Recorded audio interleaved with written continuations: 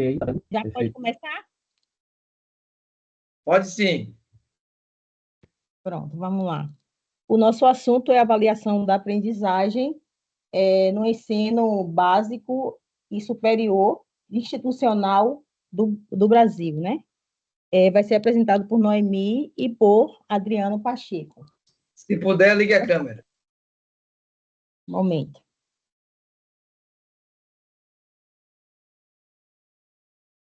Pronto.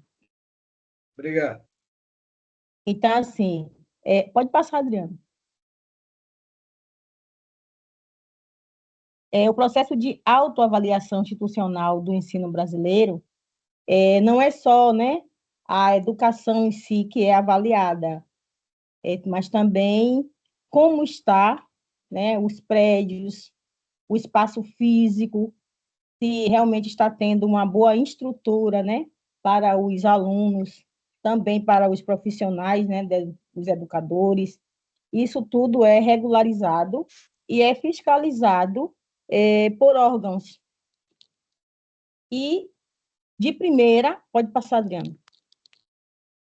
Nós vamos ver, né, nesse assunto aqui, nós vamos observar, vamos conhecer os pressupostos da autoavaliação institucional, vamos identificar os procedimentos dessa avaliação e analisar também os processos de autoavaliação no ensino básico e no ensino superior. Essas avaliações, elas começam com órgãos, né, instituições que dão esse suporte. Essa autoavaliação destaca uma organização e uma implantação do ensino básico e do ensino superior.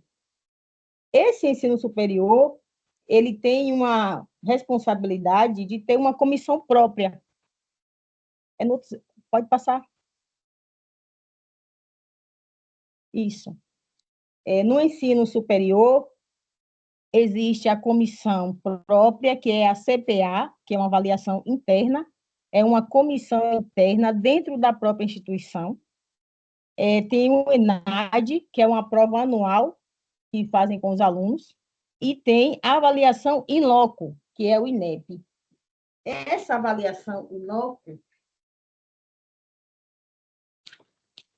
é uma avaliação externa, que é realizada por comissões de especialistas,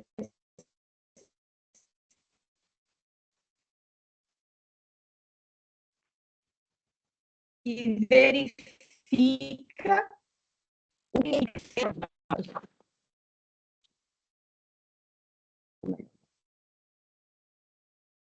e o ENAD é o Exame Nacional de Desenvolvimento do Aluno. Então, isso serve para avaliar as instituições, tanto instituições de nível superior, tanto federal, quanto estadual e quanto privadas. Todas elas têm que ficar nessa linha, têm que responder a essas instituições, esses órgãos. E elas precisam ter avaliação interna delas, né? Cada um tem suas comissões que elege.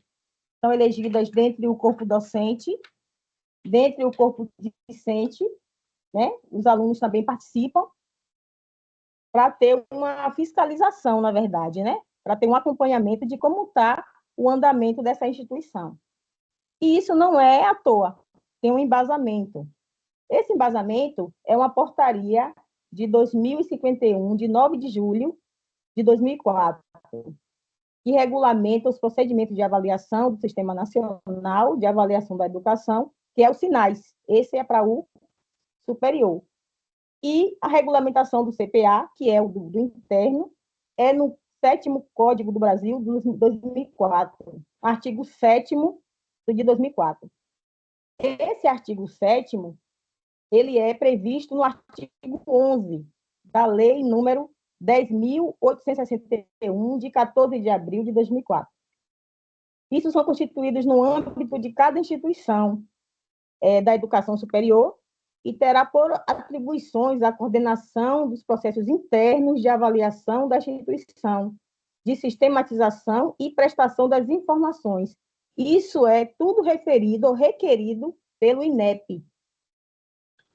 e elas têm que atuar primeiro na autonomia com relação aos conselhos e aos demais órgãos do colegiado existentes na instituição da educação superior. E a segunda é a forma de composição e duração de mandato dos seus membros. A dinâmica de funcionamento e a especificação de atribuições da CPA devem ser o objeto de regulamentação própria, a ser aprovada pelo órgão colegiado máximo de cada instituição de educação superior, observando-se as diretrizes. Necessária a participação de todos os segmentos da comunidade acadêmica, como eu já falei, né, o docente, o discente, os técnicos administrativos, que são os representantes da sociedade, né, daquela instituição. De forma que fica vedada a existência de maioria absoluta por parte de qualquer um dos segmentos representados. Precisa ter uma ampla divulgação de sua composição e de todas as atividades. Essas atividades de avaliação, elas devem ser contempladas a uma análise global, integrada do conjunto de dimensões, estruturas, relações, compromisso social, atividades, finalidades e responsabilidades sociais da instituição de autoavaliação da CPA, para ter uma estrutura de instituição que realmente venha a suprir a necessidade dos alunos no seu aprendizado. Essa autoavaliação, que eu já citei, o artigo 10.861, de 14 de abril, ela já vem no sistema de educação superior e essa instituição pública ela deve ser sistematizada na prestação de informações solicitadas pelo INEP. Todos esses dados que são acatados por essas comissões devem ser repatriada ao INEP, né? O INEP que constitui essas diretrizes. Uma das diretrizes, é o ato do dirigente da instituição de ensino superior ter a previsão do seu próprio estatuto de regimento e assegurando a participação de todos os segmentos da comunidade universitária e da sociedade civil organizada. Outro segmento é a sua atuação autônoma com relação a conselhos e demais órgãos colegiados na instituição de educação superior. Pode passar o slide, por favor. Então, são 10 dimensões que ela precisa ter. São 10 dimensões. Missão e plano institucional. Ele precisa saber qual é a missão dele, a instituição precisa saber qual é a missão, qual é o seu plano. A política para o ensino e pesquisa, pós-graduação e extensão, que nós temos aí no IFBA também. Organização e gestão da instituição. Política de atendimento ao estudante. Comunicação com a sociedade. Planejamento e avaliação. Pode passar.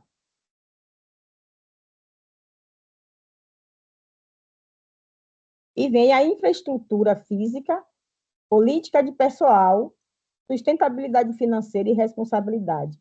Então, essas 10 dimensões são as responsabilidades que uma instituição deve ter para ter a aprovação do INEP e dos SINAIS. Falando agora das avaliações escolares, pode passar, por favor.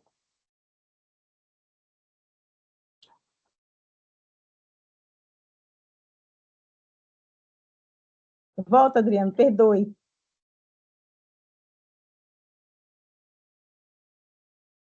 Então, essas 10 dimensões, elas dão direcionamento a toda a estrutura de uma instituição de nível superior. E há uma necessidade de cumprir todas essas dimensões. Isso porque nós sabemos que, na maioria dos casos, há uma necessidade de fiscalização por parte interna e por parte externa. Quando se fala da parte interna, que é o CPA, essa comissão ela deve ser mantida. O tempo determinado, quem determina é ela, né? A comissão interna, eles é que determinam o tempo, e quem vai direcionar.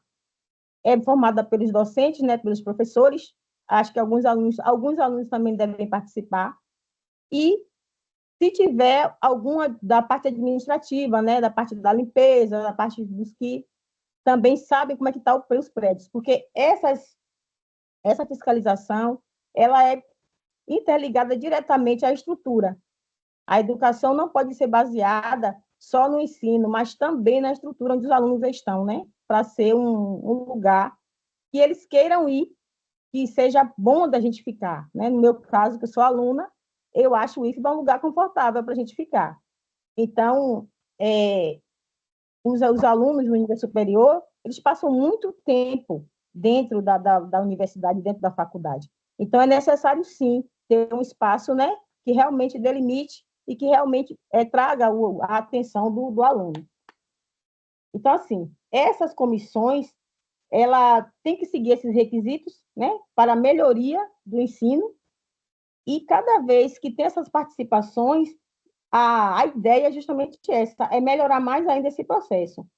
Aí tem uma citação aqui de Mota, de 2016, que ele apresenta as etapas do processo de autoavaliação, que deve ser conduzido, né, pela comissão interna, e uma dessas fases é a elaboração de projetos de avaliação interna, que vai ser sempre aplicado, e passa a etapa do desenvolvimento das ações para aplicar essa avaliação institucional. Por meio desse levantamento de dados e dessas pesquisas, é que esse resultado dessas pesquisas, quando se passa para o INEP, é feita assim as considerações, e daí vem a melhoria para a nossa educação, né? No caso, para a instituição que está tendo aquela abordagem naquele momento. Então, essa próxima etapa da autoavaliação, ela vem divulgar os resultados acadêmicos da comunidade, e esse resultado,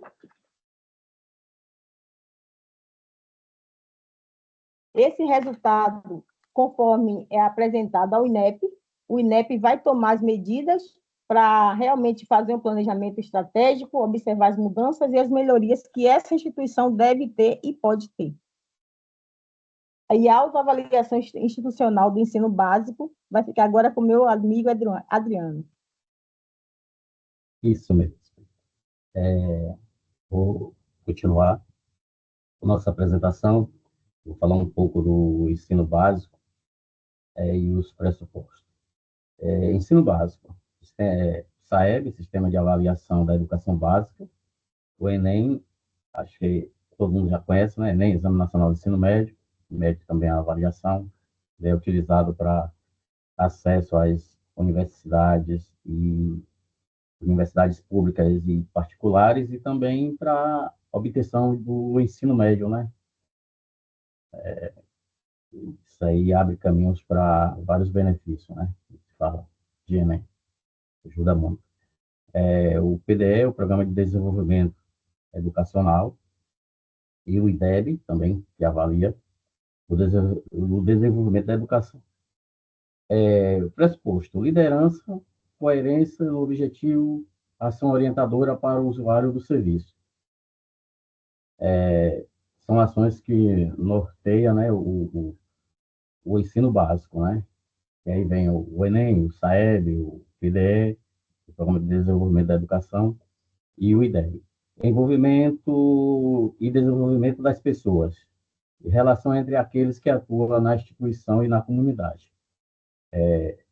Tudo relacionado a esse pressuposto que ele está inserido dentro do ensino básico, né? Aqui tem um texto de Maria Celina Belchior, que faz uma referência quando se fala em avaliação do ensino básico no Brasil. A sua abordagem enfatiza a importância de compreender a avaliação, não apenas como um processo de medir o desempenho dos alunos, mas também como uma ferramenta para promover a aprendizagem e o desenvolvimento. A avaliação, segundo Melchior, deve ser contínua, informativa.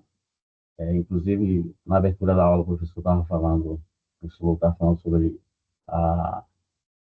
a educação formativa, né, a diagnóstica e a somativa, e aqui ela já toca nesse assunto.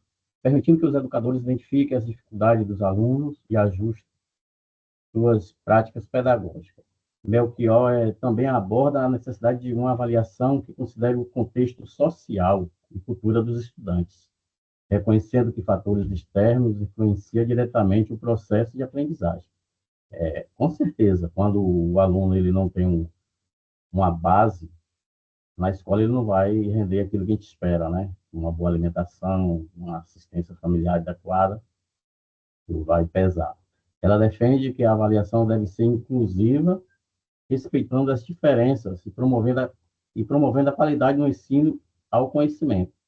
Além disso, a autora sugere que a participação dos alunos no processo avaliativo pode ser enriquecedora, estimulando a autoavaliação e a reflexão sobre a própria aprendizagem. Ela também diz que essa perspectiva contribui para uma educação mais democrática e participativa, onde os alunos se tornam protagonistas de seu próprio aprendizado. Por fim, a obra de Maria Cecília Melchior traz à tona a importância de um sistema de avaliação que não se limite a notas e exames. A gente já vem falando sobre isso, e hoje a gente é orientado na nossa formação a gente não se basear só em notas e exames, né? Aquela avaliação lá que no final de cada unidade se aplica uma avaliação, uma prova escrita lá, o aluno vai tirar uma nota e aquilo ali vai contabilizar para o resultado final de aprovação. Que a gente não se aplique, não se limite só a isso, né? Busque outras formas de avaliar, seja um processo contínuo, né, de avaliação, não seja só a nota.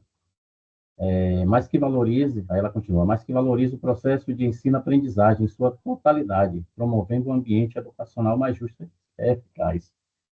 Se esse ambiente mais justo e eficaz na educação, ele passa a ser viável quando há uma participação de todos, né? Da comunidade estudantil, da comunidade externa, né? Corpo docente da escola. Então, informações da escola no PPP. Contextualização histórica da comunidade e da escola. Missão, visão, princípios e valores da escola. Caracterização da comunidade escolar, fundamentação teórica e bases legais. Isso tudo ele se encontra lá no PPP. Ele vai falar sobre o corpo docente, a missão da escola, a caracterização do ambiente escolar, tem cantina, as salas são refrigeradas, tem espaço de lazer, espaço de recreação. Então, diagnóstico com base nos indicadores educacionais da escola. Também esse PPP vai ter que mostrar isso. E o plano de ação ou atividade, né? O plano de ação e atividade que eles aplicam durante as aulas, né? O período deles letivo da escola. Aqui concluímos que, por meio desse documento de autoavaliação, que é o PPP, a instituição passa a ter a visão das necessidades e da opinião de todos que estão envolvidos, com base nos dados analisados e aponta ações futuras visando garantir o desempenho e a qualidade do ensino na escola. Justamente isso aqui é a finalidade do PPP, né? Ele garantir uma qualidade do ensino na escola. Tem um plano de ação para que tenha um resultado no final. Aqui a gente tem as referências do nosso material que pesquisava, a lei número 3.1394, de 20 de dezembro de 1996, que estabelece as diretrizes e bases da educação nacional. Também está disponível aqui no portal. Alguém, se quiser, pode participar, pode acessar lá e ver mais detalhadamente está escrito. E, assim, encerramos nossa apresentação. Muito obrigado a todos pela